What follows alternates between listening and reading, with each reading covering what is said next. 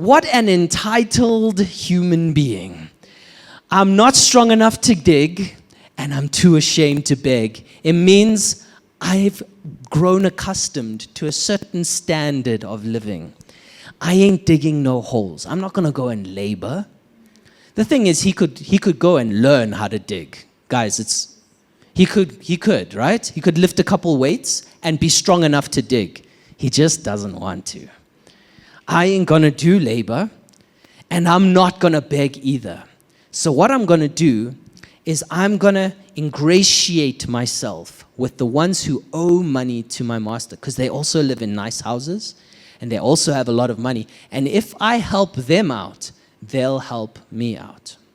And so he says to them, how much do you owe my master? To the first one, he says, I owe 900 gallons of olive oil. He says, only give my master 450. And then to the second one, he says, I owe 1,000. He says, only give him 800. And so this is where the parable gets strange, because everyone is listening and everyone is going, the master's going to get this guy. He's definitely going to get him. But then Jesus says, after all this money has come in, the master praises the dishonest steward. It makes no sense. He says to him, man, you did a good job. You did a great job. You have acted shrewdly. And I'm thinking to myself, Jesus, this guy's dishonest. He's been dishonest. He's still being dishonest. Why are you praising him? And here's the thing. Jesus is showing us something very important here. And it's wrapped up in the next few sentences that come after this. He says this simple idea that the people who are in the church are not shrewd like the world.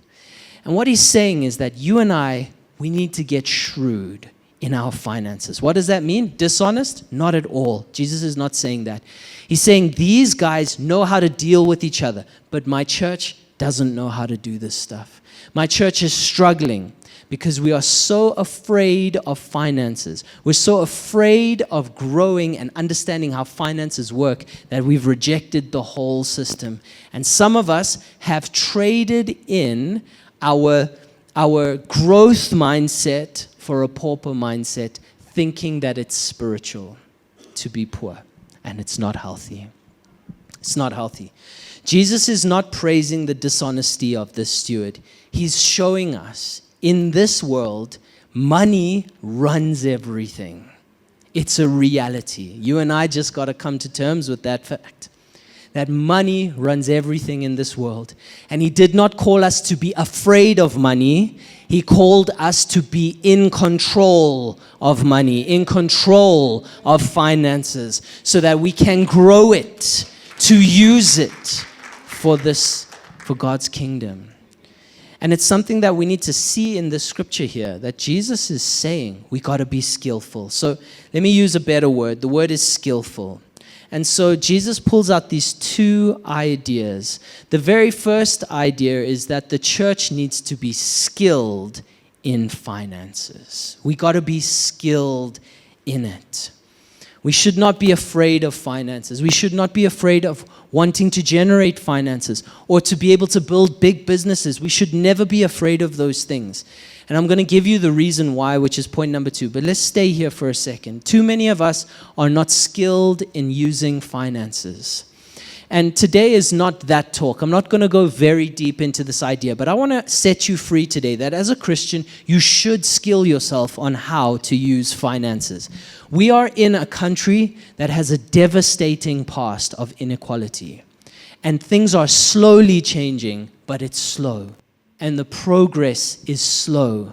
But I want to tell you today that you can equip yourself with the abilities, being skillful in managing your own finances so that you grow generation to generation, that you can bless your children and your grandchildren, and you can be a blessing to others. And so I want to say this to you. Number 1 today, if you feel like finances are too complicated, the world has built it this way. Finances and stocks and bonds and unit trusts and how do I invest and which property is the right one to get. It's all very confusing, but it's not that confusing. I want to give you 3 simple ideas that I want you to take to heart today to begin building yourself into a skillful financial follower of Jesus. Number one, very simple idea. Live below your means. What does this mean? If you earn 10,000 Rand a month, don't spend 11,000 Rand. Live below your means. And it's such a simple idea, I know, but it's very important. Watch this. We get sucked in by trying to look like we are rich instead of building wealth. It's two very different things. There are so many wealthy people out there you'd never know because they're not worried about what they look like, what phone they have, what car they're driving. That's not what's important. And unfortunately, we live in a world of comparison, a world that says if you're not at a certain level, you have no value. But I want to remind you that you have all the value in the world. In fact, watch this. We're in a year of greater grace, and that means the work is already finished. We are a gospel-believing church. It means you have nothing to prove. And especially while we're talking about being a good steward, it's not about being a better steward than another Christian. It's not about being the best steward out of all of God's children. No, that's not what it's about. It's about being who God has called you to be. And the only way you can do that is by realizing you are on solid ground. You are on solid ground. Your salvation is secure. Your blessing is secure. Jesus already finished the work. You have nothing to prove. What we're dealing with here is the day in and day out way to live in a way that honors God and brings health into our lives. We're currently talking about stewardship, but health is so much bigger than that, right? But you are secure. Jesus already paid the price. You don't have to pay it again. He's done the work. And so when I come to this idea of finances, and especially the idea of living below your means, don't ever let comparison take a hold of your heart, where you feel like you have to show up, where you have to look like your friends, or look like your family, or look like you're making it. Don't worry about any of that. It doesn't mean anything. If your phone works, use it. And if someone else is like, your phone is ugly, be like, your face is ugly. No, don't say that. I'm sorry. Don't say that. It doesn't matter.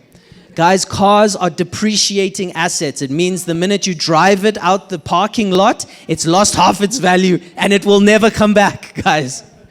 It's not an investment that, your children's children will drive your Datsun and it will be very expensive then. No, it won't be.